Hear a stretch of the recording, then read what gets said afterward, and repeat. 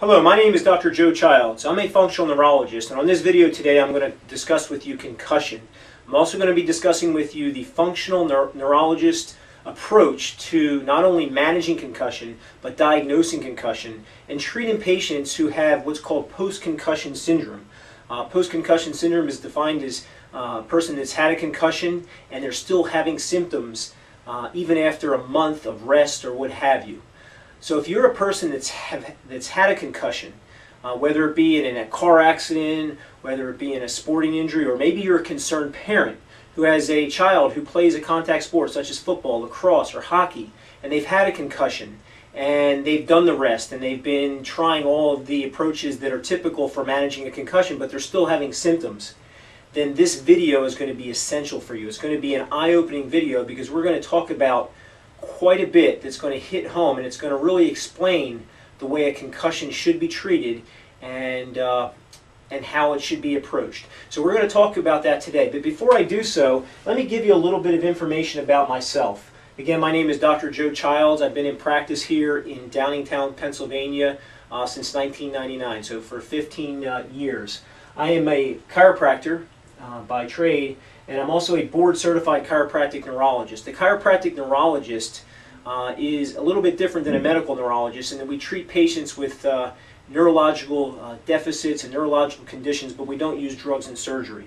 After chiropractic school, you can go on and become a chiropractic neurologist, which is another 3 years of education, and then you become board-certified.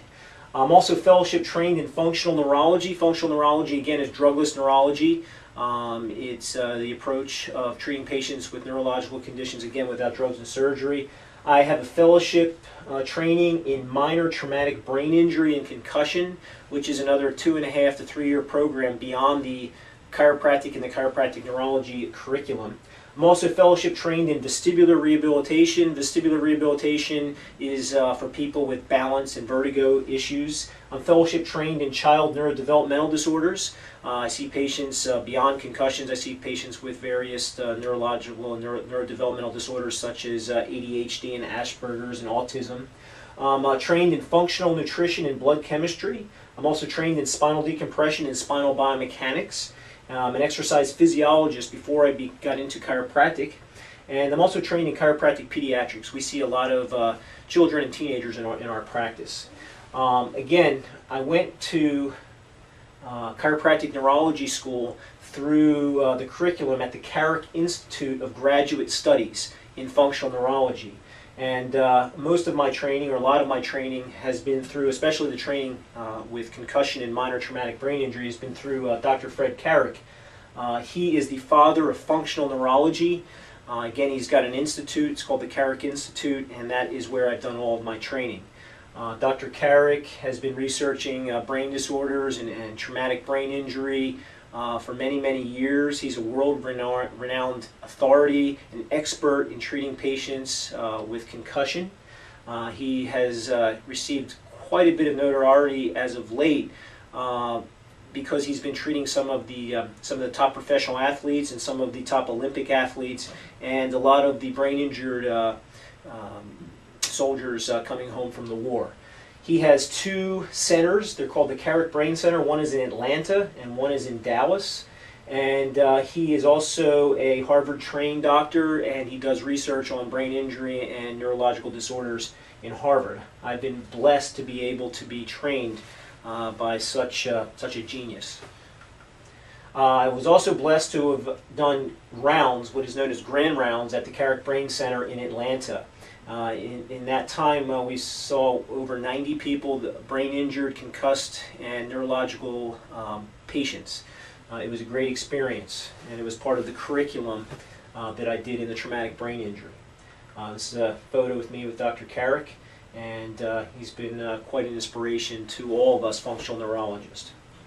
So what are you going to learn today? We're going to talk about the mechanism of concussion. We're going to talk about what exactly happens to the brain in concussion. We're going to talk about what the leading functional neurologists are doing to diagnose and treat post-concussion syndrome.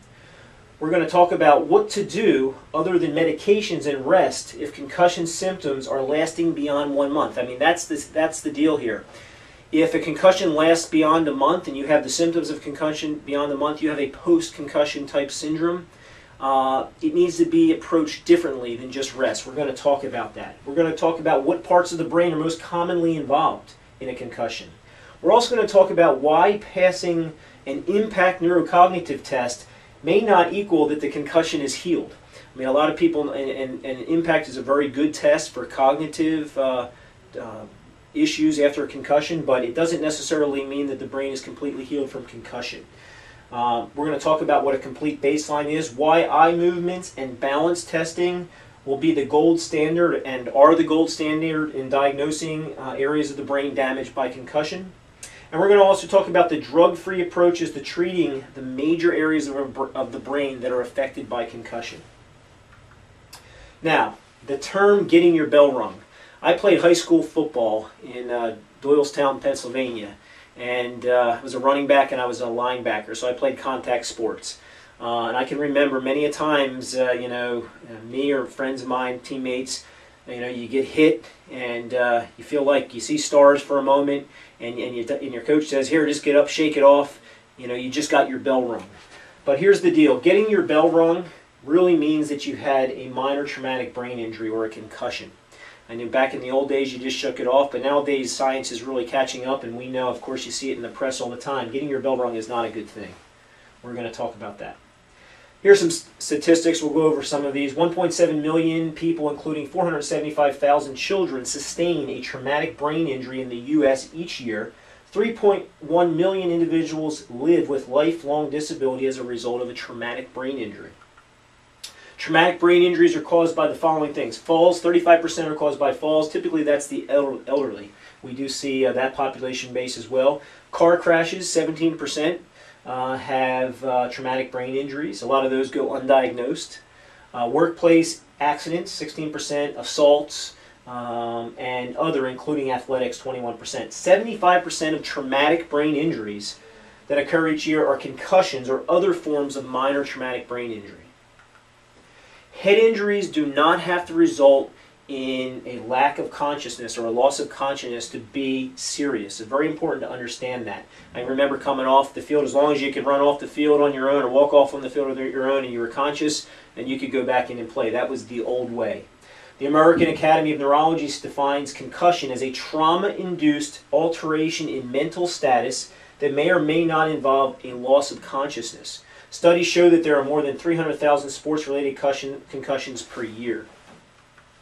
Children and adolescents involved in organized sports are nearly 6 times more likely to suffer a severe concussion than those involved in leisure physical activities alone. That's a study that was done. We need a better approach to preventing and diagnosing and treating these young athletes. So we need to do something differently here. We're getting better at diagnosing them on the field, but what we're not so good at is treating the concussions that the symptoms don't go away. We'll talk about that. There's an unfortunate pattern developing among former athletes of contact sports, and it's an Alzheimer's-like neurodegenerative disease called chronic traumatic encephalopathy, which is CTE. According to research, CTE has a clear environmental cause. It's repeated head trauma. The more concussions you get. This is the stuff that we're seeing with a lot of the NFL athletes. What are the possible long-term effects of multiple concussions? One concussion is bad. Multiple concussions are worse.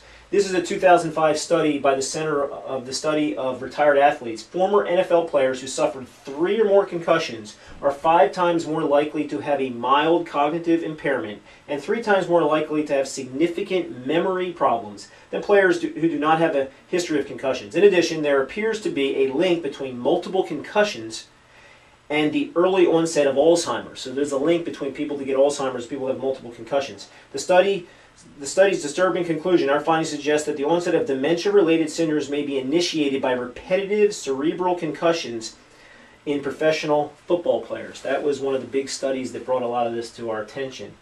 So CTE, chronic traumatic encephalopathy, occurs from multiple concussion. Retired boxers and football players develop dementia at a higher rate and at a younger age compared to the general population. Brain autopsies of athletes who have had multiple concussions demonstrate markers similar to Alzheimer's disease. So when you get Alzheimer's disease, you get these protein sort of structures in your brain. They're called tau immunoreactive tangles and beta amyloid peptides. So the same thing that you get in the brain when you have a concussion or when you have Alzheimer's disease, you get the same thing over time with repetitive concussions.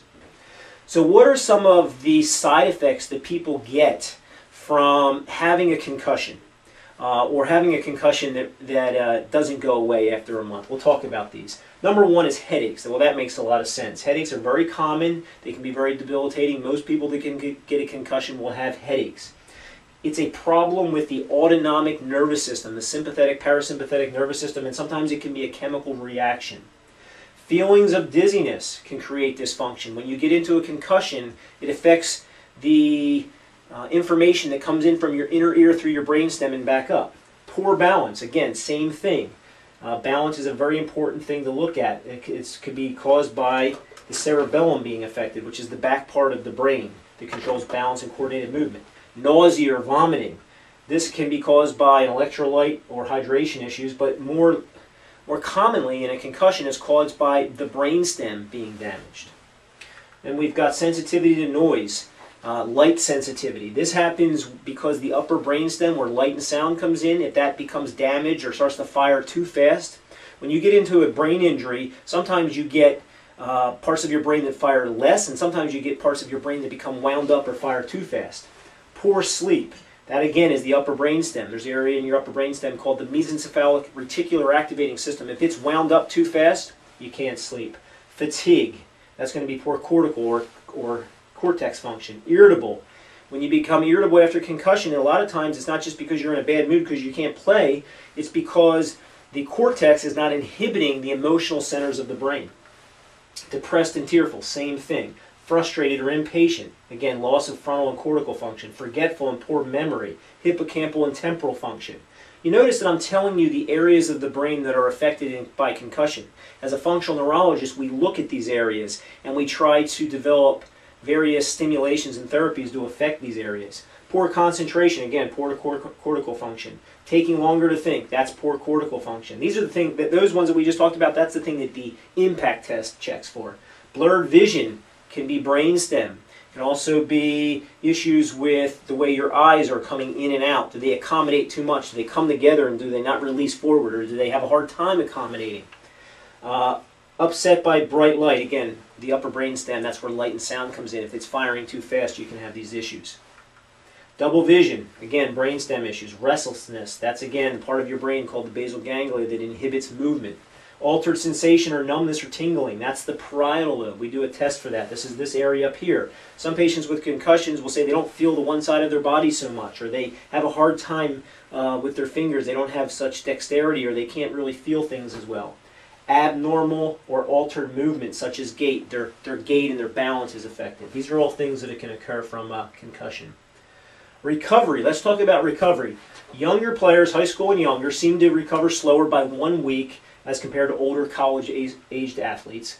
Balance deficits and headaches should be gone or dissipated within 3 to 5 days. If they're still there beyond 5 days and even up to a month, then we have a problem. Okay? Neurocognitive deficits should be dissipated in 5 to 7 days. So what does that mean if they're not gone? Well, it means that there has been some microscopic damage to the brain. Post-concussion symptoms usually dissipate after 7 to 10 days. They should be gone within 7 to 10 days. However, the Zurich Concussion Consensus paper states that 10 to 15% have persistent symptoms greater than 10 days. Post-concussion symptoms. Many sufferers continue to have symptoms for months to years. Now, what does that mean? Well, it means parts of the brain have been disrupted and their function is not working well. You can do an MRI and you're not going to see that. You need to look at the brain from a functional perspective to find out which areas have been affected. So let's talk about the standard return to play protocol, the one that's really being used out there by most of your sports medicine doctors, by your doctors on the field, the ones that are managing the athletes and let them know when they can return. It's very important. There's 6 stages. Stage 1 is no activity, complete physical and cognitive rest, which means you don't do anything. You don't read, you don't study, you just do nothing. Okay? Now you are to remain in stage 1 until symptom-free. So if your symptoms don't go away, the only thing you should do, according to the standard, is rest and a complete rest. Now, a lot of times that's not going to work. What happens if you have a child that's a student? You can't rest and just never go back to school. Before going on to stage 2, which is light aerobic exercise, if they are symptom-free, they should, before they get to stage 2, the athlete should attempt a period of reading and light cognitive activity that causes no symptoms. If that creates no symptoms, they can move to stage 2, which is light aerobic exercise. If there's no symptoms with that, then you can go to sport-specific exercise, non-contact drills, full contact practice for stage 5, and then return to full play. Okay? Here's the kicker. If any symptoms are incurred at any one of these stages, meaning you have any symptoms during any of these stages, the athlete is to take the rest of the day off and return to the previous stage the following day. The athlete is to remain at that stage for at least 24 hours. If symptom-free, they can attempt the next stage. So some people never get out of stage 1 because they have continual symptoms. What do we do for these people? Well, I'll tell you, rest and medication is typically not going to be enough. The typical standard approach to managing and treating post-concussion syndrome is rest, number 1, but you can't rest forever. Medication for symptoms, okay? And what you're going to find is medication, there's various parts of the brain that are affected, but when you medicate someone, you cannot direct that medication just to that one area. And a return to play if the athlete passes the impact test and is symptomatic free, okay? Here is the question that always comes up. My son or daughter passed the impact test. Great. But they still have chronic headaches and sensitivity to light and poor balance, or any of the other symptoms we talked about. Why? Well, here's the deal. Computerized neuropsychological tests, which are great at testing some things, do not test all areas of the brain that can be involved in concussion. These are neuropsychological tests, so they test mainly frontal and cortical function. It's how quick you can sort cards, how fast can you do math, how fast can you do that. Sometimes there's other areas of the brain that are affected that do not control cognitive function. And you could be completely fine with cognitive, but a mess with other aspects, which is like autonomic nervous system or blood flow to the brain. So where does the functional neurologist fit into the picture of helping an individual with a concussion? Well, we approach things differently. Number 1, we don't treat emergency situations.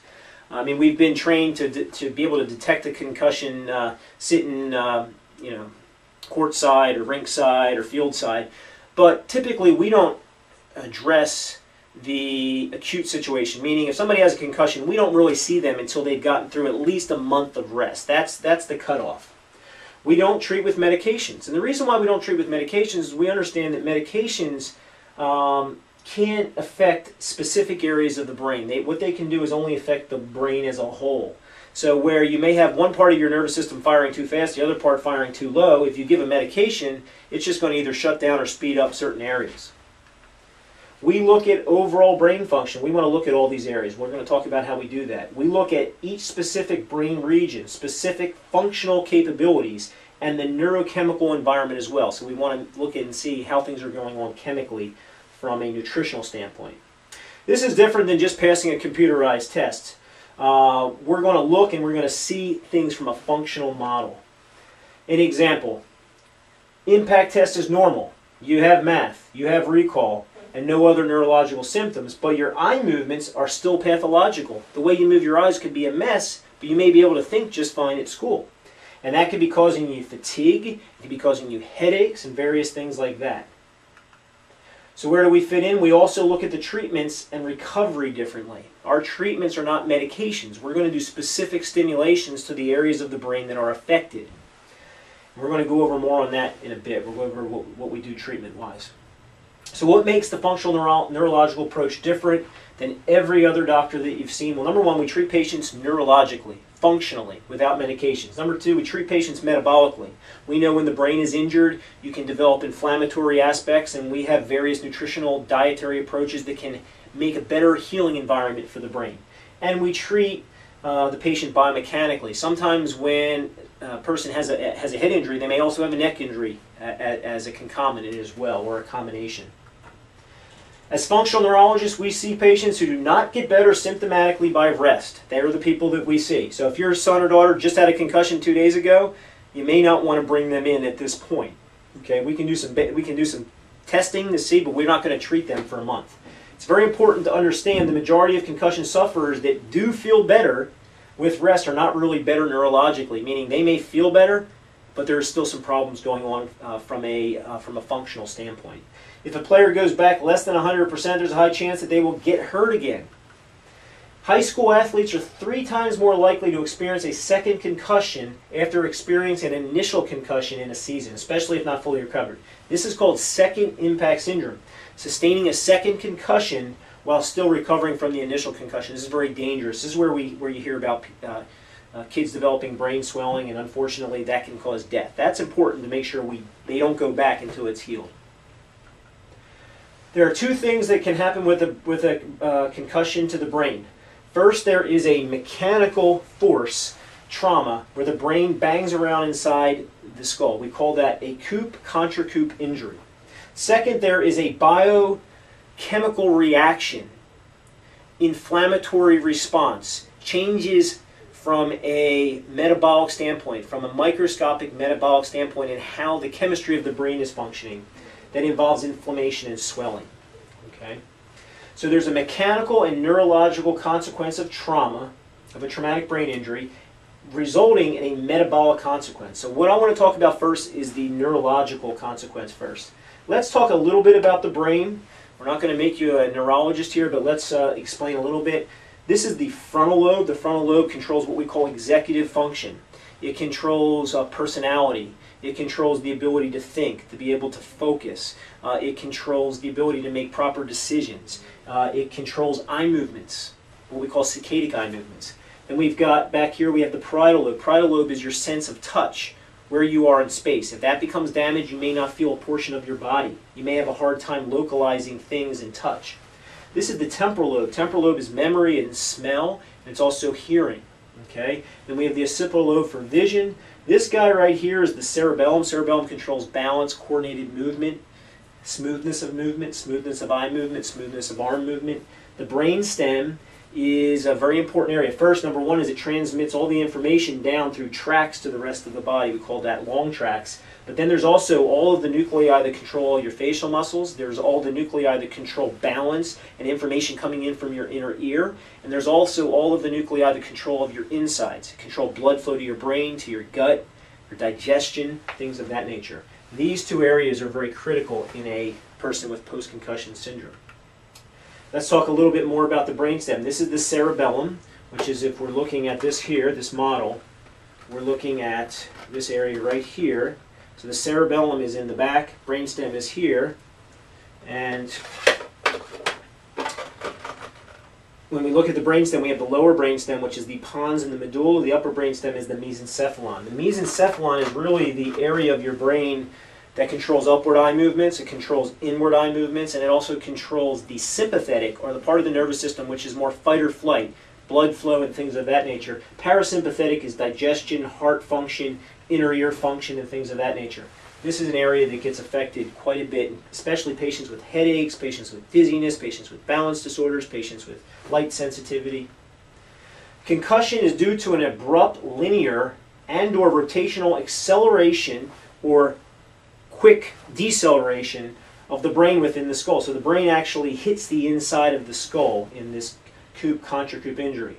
Here is an example of a concussion, and you can take a look at this. This is Sidney Crosby, professional hockey player, probably one of the top professional hockey players out there. This is one of the big concussions that he hit.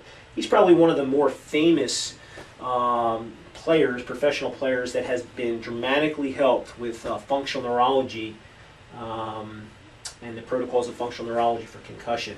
But if you look what's happening as he goes through this, boom, it's better from the other angle, he gets instantly hit and his head actually rotates and deaccelerates, accelerates. What happened is the brain torques in there. Pretty bad concussion. So what happens is we get this coupe-contra-coupe, so now the brain actually, it's not really the hit from the outside as much as is it the hit of the brain from the inside. That's the coupe-contra-coupe, the counterblow. So it hits forward backwards, which creates contusion and swelling. But there's also a shearing and twisting that happens. Now, it's kind of like this. The rotational forces of trauma and torque damage the middle structures of the brain. The most commonly damaged are going to be the brain stem the information coming in from the inner ear, the cerebellum. So what happens is kind of like this. When you get into a concussion, the sudden stop creates a torquing, or like when you wring out a towel. When you wring out a wet towel, the majority of the force is not on the outside, but it's in the deeper middle structures of the brain. Boom. And what that creates is it creates a torquing and a microscopic damage and change in the function of the brainstem. So the midline structures of the brain, such as the brainstem, cerebellum, limbic system, and basal ganglia, they control eye movements. So the number one thing to look at when you're trying to determine if somebody has post-concussion syndrome is how are their eye movements. Balance. Balance is a relay system between your body, your brainstem, and the information coming in from your inner ears and eyes. Cardiac function and breathing. This is why people that have concussion may have trouble with blood flow issues. Emotion, okay, which is the limbic part of the brain. Okay, digestive function, coordinated movement function, blood flow to the brain, perception of body position in space. This is why they may have a hard time playing the sport again if they have a traumatic enough of a concussion. It's not so much involved in executive function. This is why somebody with a traumatic brain injury can have pretty intact neurocognitive function. They could do pretty well on an impact test, but they could still be a mess eye movement function wise, and also balance and things of that nature. We call this a central vestibulopathy. Vestibular means inner ear, and pathology means disease of or damage of the central system. When I say central, peripheral is out here in the inner ear. You can get dizziness and things like that. Some people get impact. They can actually damage it. If they hit the side of their head, they can get a peripheral problem. But what happens is the information comes in from the inner ear, takes a nerve into the brain stem itself. So the information comes from the inner ear into the brain stem, and then the nuclei come up and attach to and control the eye movements of the muscles. So if there's damage in the brain stem itself, where you can find that and see that is you can see that in altered eye movements. We may have a head tilt with an eye that's higher on one side. We may have slowness of eye movements from one side to the other. We may have poor ability to hold gaze. So this is a very important thing to look at when determining if the midline structures, the most commonly damaged structures, are affected. Sometimes the upper brainstem will fire too fast, and that'll make the pupil larger. And if we have a larger pupil, you'll have light sensitivity. And it's because the upper brainstem or the mesencephalon is firing too fast. Head injuries that result in concussion are often associated with injury to the neck and spine. So when I told you we treat patients neurologically, metabolically, and biomechanically, we want to also look at the spine. Is there any damage to the spine? Because if we do have associated joint dysfunction in the neck, further impairment in brain function due to the alteration in information from the nervous system or the nerves in the neck that fire up to the brain can be altered, and that can create a sequela of events, or what we call concomitant of deafferentation or lack of information coming up to the brain. So what do? We want to do advanced testing of brain function. So as functional neurologists, we are expertly trained in the use of advanced neurological instrumentation that objectively evaluates your brain and are used to monitor progress. So what am I talking about?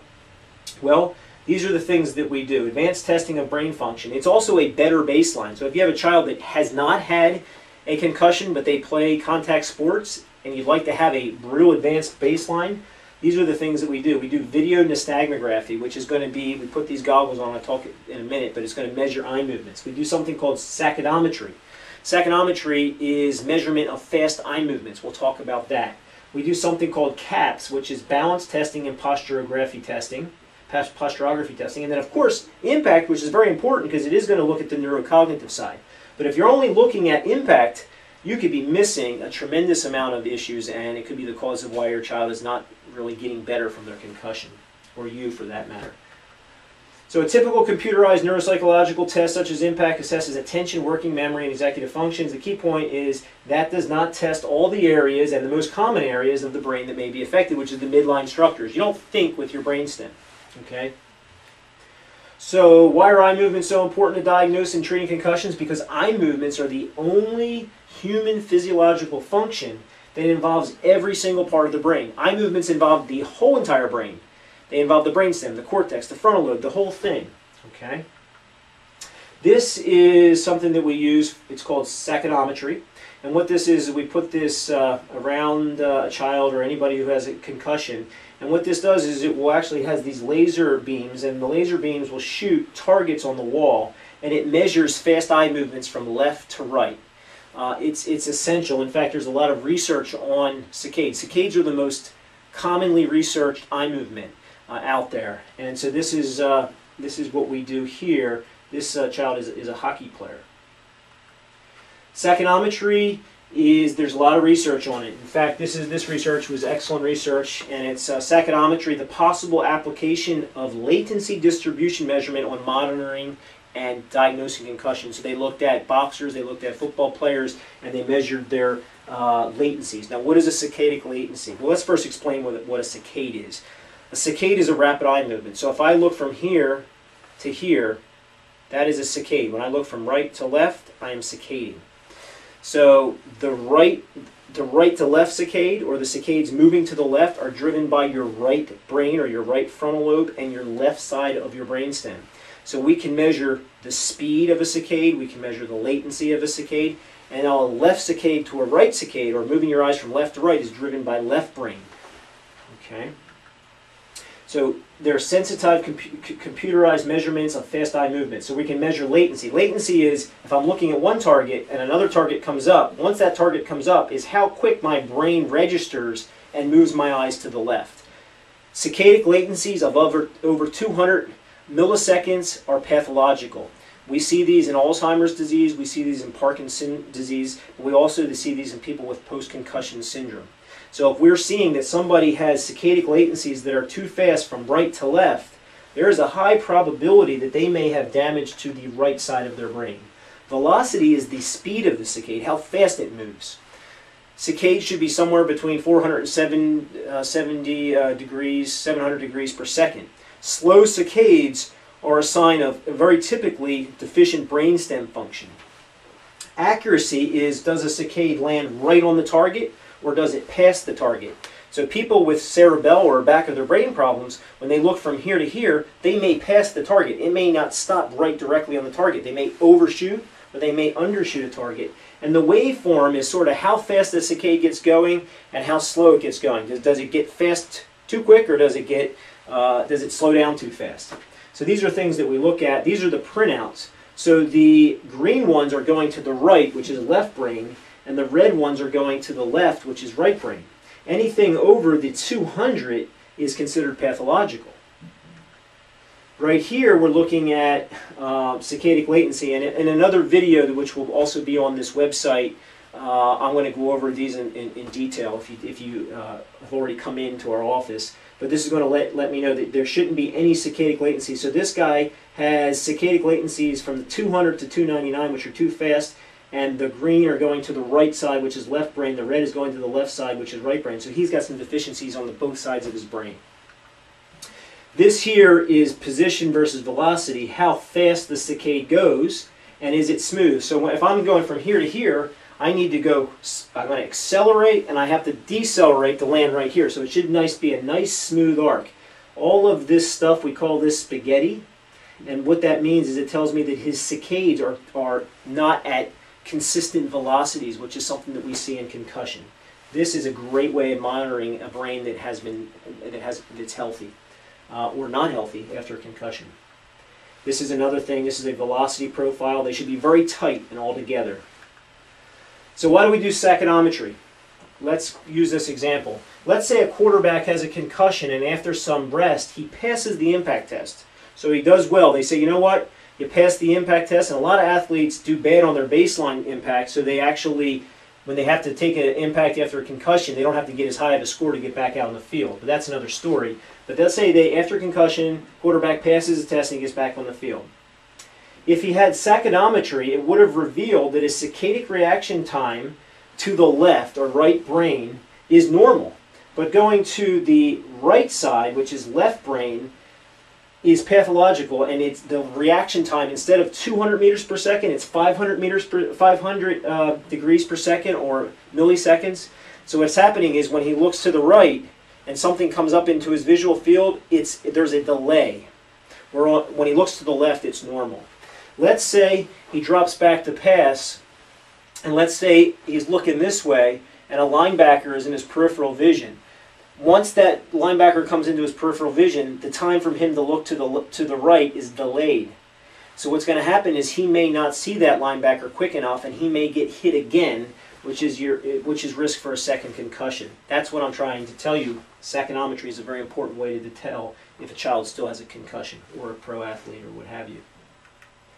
The other thing we do is something called video nystagmography, which we're going to look at gaze stability. Somebody should be able to look at something, and they should have completely strong, smooth eye movements, meaning the eyes should stay completely on target. They shouldn't be jerking around. People with concussions, their eyes can't stay on a target. They jerk. They may have nystagmus, which is also causes a slow phase one way and a jerk the other. There are pursuits. When you pursue back and forth, your eyes should move very smooth back and forth. They shouldn't be choppy. In concussion, in a lot of cases, we'll see that. We can also look at saccades using video nystagmography, which is going to let us, it's a better way of looking at metrics, or how good the saccades are at hitting a target. Optokinetics is looking at like a visual surround, like it's going to be black and white bars going one way, and it'll determine if they've got good optokinetics. And vestibular ocular reflex. So if I move my head to the right, my eyes should move to the left. If I move my head to the left, my eyes should move to the right. Sometimes that reflex gets broken, where if I move this way, the eyes stay on target, but if I move my head this way, they don't stay on target. They actually slip off target. It's something that we can see. This is what this looks like when we do this test. And basically it's got little small cameras in here that will measure the eyes. This is what we see. This is what it looks like, so we're going to get a printout that's going to let us know what a normal is versus an abnormal. People with concussions will have abnormal eye movements. The other thing that we do, other than video nystagmography and psychometry, is we do balance testing using what's called a CAPS test. A CAPS test is it's called posturography. It's a computerized balance and posture measuring system. So what happens is they stand on this platform that measures very sensitive to any alterations in movement, or what we call center of pressure. So CAPS balanced posturography testing is extremely sensitive force platform and specifically designed software. It is so sensitive that it can measure otherwise imperceptible, undetectable movements a patient is making when they are standing. CAPS can detect abnormal balance and instantly compares the results to normals for that age. CAPS balanced posturography testing. After concussion, what will happen is the brain's perception of where the body is gets altered, and we call that center of pressure. So your perception may be, the person may have a backward center of pressure where they're actually posterior, and when they close their eyes they fall back or they fall forward. And this can be measured by CAPS. And so what happens is, if somebody has got a posterior center of pressure or falling backward center of pressure, their eyes are being driven down. Because if I go back, my eyes go down. If I go forward, my eyes go up. If I go left, my eyes go right. And so your eyes do equal and opposite. So we can measure this, combine this with the eye abnormalities, and create a specific neurological therapeutic approach to helping these people.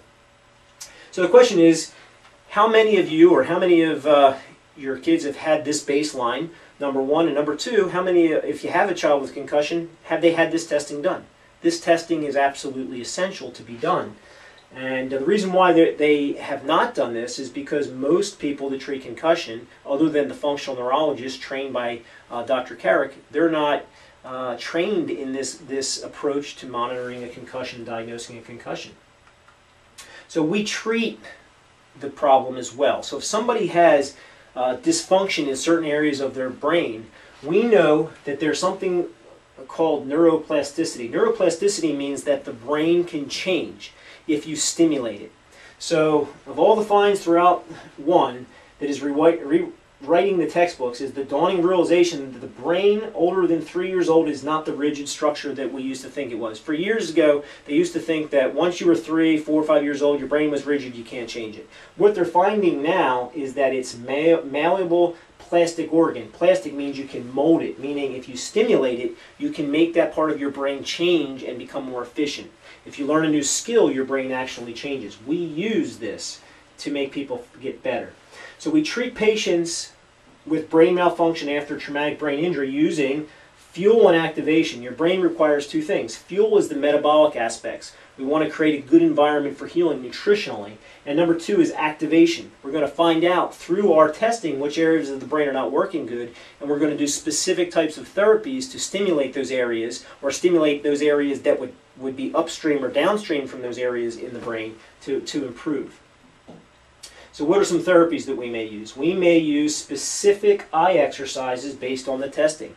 They may need gaze stability exercises. They may need them in this plane, or they may need pursuits or fast eye movements. We may do something called somatosensory evoked potential, which is stimulation in different areas. So we may do that on the tongue. If we stimulate that, that may stimulate the hypoglossal areas, which are very important for gaze stability. We may do it on the body. If somebody has deficient feeling on this body, we may do somatosensory evoked potentials on that side. Vibration therapy, proprioceptive stimulation, or balance therapy. We may do some advanced muscle retraining, and we may do some spin or vestibular therapy. We can use the inner ears to stimulate parts of the brainstem that may not be functioning good. So let's say the left side of the brainstem is down, the right side of the brainstem is up. We may do therapies that spin you left and back, depending upon your centers of pressure and things of that nature. We may also use something called interactive metronome, which is this auditory and visual processing type of stimulation. We may use eye lights, or we may use light or sound. We may use optokinetics, which is like red and white bars going across on a screen. We may do something called hemistim, which if you have a problem in this parietal lobe here, we may do stimulation down in the lower left field to stimulate that side. The therapies go on, and they're specific to every type of patient, as every patient has a different sort of flavor or variety of concussion. The other thing we do is metabolic care. Metabolic is very important because the brain needs glucose, it needs oxygen, it needs things of that nature. So from a metabolic perspective, there are several things that can happen following a concussion. So after concussion, remember we talked about that there's that mechanical neurological injury, but then what happens is there's a cascade of chemical events. So number one, we have increased glutamate levels. Glutamate is an excitatory neurotransmitter. It makes the brain go faster. And when the membranes are damaged from a concussion, the nerve cell membranes, it releases glutamate. And glutamate is not something you want excessively in the brain because it can create death of cells. So that's something we want to downregulate. We want to, what will also happen is there will be altered glucose utilization. So now suddenly the brain can't use glucose so well.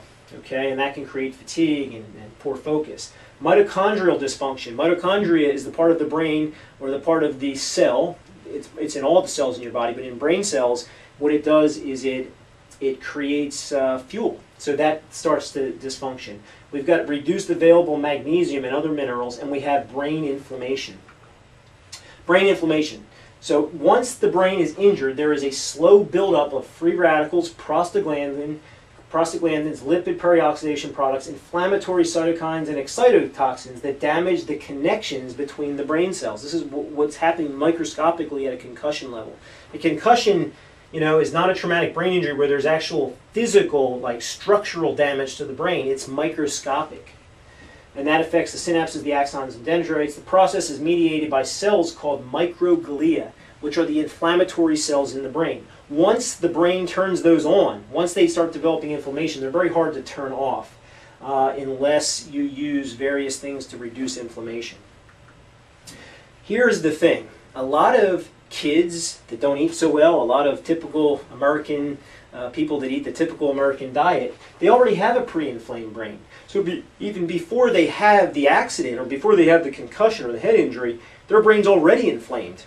Okay? They may have blood sugar issues. I mean, if you're a person, elderly person that falls and hits your head and you already have type 2 diabetes, your brain's already inflamed, so now you have a sort of double whammy, so to speak. A diet heavily loaded with excitotoxins such as MSG and aspartame and things like that, that's monosodium glutamate, which was that excitatory neurotransmitter. So if you're taking in a diet, let's say you eat a lot of MSG and now you get a head injury, you may not recover from that head injury because your brain's already pre-inflamed. Food sensitivities. People are gluten sensitive or they may be dairy sensitive, and then now they have an injury to their brain. That may make them not recover quite as quick. They may have something called a leaky gut, meaning they've got a gut that's not healthy from the typical American diet. They may have adrenal dysfunction or their stress glands may be high. So these things, if you have these before the injury, they can compound the negative metabolic effects associated with concussion, causing a poor recovery. So what we want to do, usually when we do a neurological exam, and let's say you come in with a concussion, we're going to do preliminary blood tests. We want to check your CBC. We want to make sure you don't have any anemia. We want to check a chem panel, liver panel. We want to make sure iron and ferritin is good. Again, that's anemia. We want to look at your thyroid. Make sure you have thyroid antibodies that are not high. Lipid panel. We check inflammation markers, vitamin, minerals, and we check some simple gluten testing with our patients. We want to make sure there's a good environment for the brain to heal. Sometimes if we think that there is some issues, such as gluten sensitivity, we may do some advanced testing called intestinal antigenic permeability screen. The slang word for that is leaky gut. So we'll test for leaky gut, which can create high inflammation in the body. We'll check and see if you're gluten sensitive. We'll see if you're sensitive to any other foods.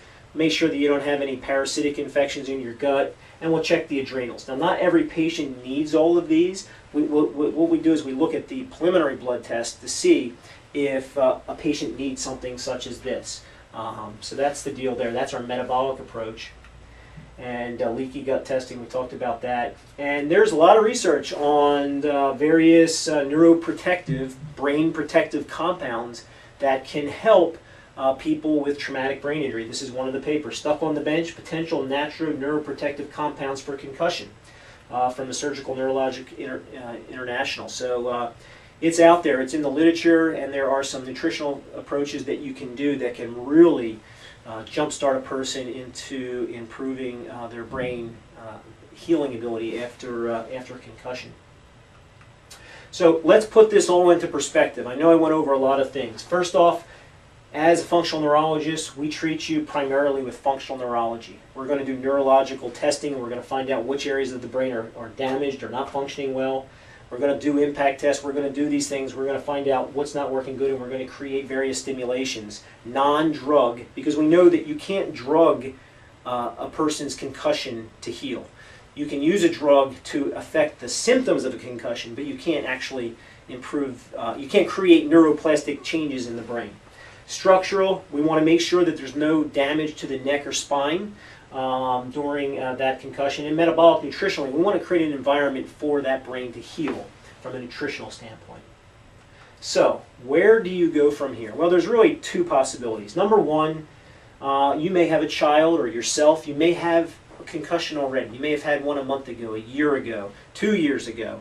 And you may have what we call post-concussion syndrome. The symptoms may not be going away.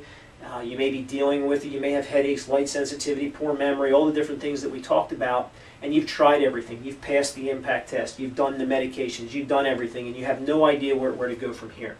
I would recommend that you get a post-concussion severity evaluation, which will do a full neurological bedside exam to look and evaluate you neurologically. And we do our advanced testing, which is the video nystagmography. It is going to be the Psychometry for eye movements. We'll look at your balance through balance testing, and we'll run an impact test if you don't already have one. Most people already come in and they have had multiple impact tests. And then from there we create, if it turns out that we think we can help you, a metabolic and neurologic recovery program to get you better. Okay? Or you may have a child that plays contact sports, and at this point you're thinking, wow, this is something that I think I should have my child tested for in case he ever gets a car accident or ever gets into a hockey injury or a football injury or a lacrosse injury or what have you, soccer injury.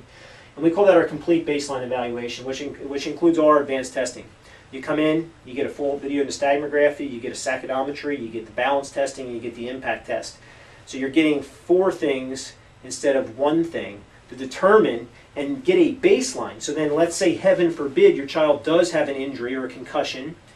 They go through the rest and they're still developing symptoms and they still have symptoms. You come back in, we retest that, and we see what's different.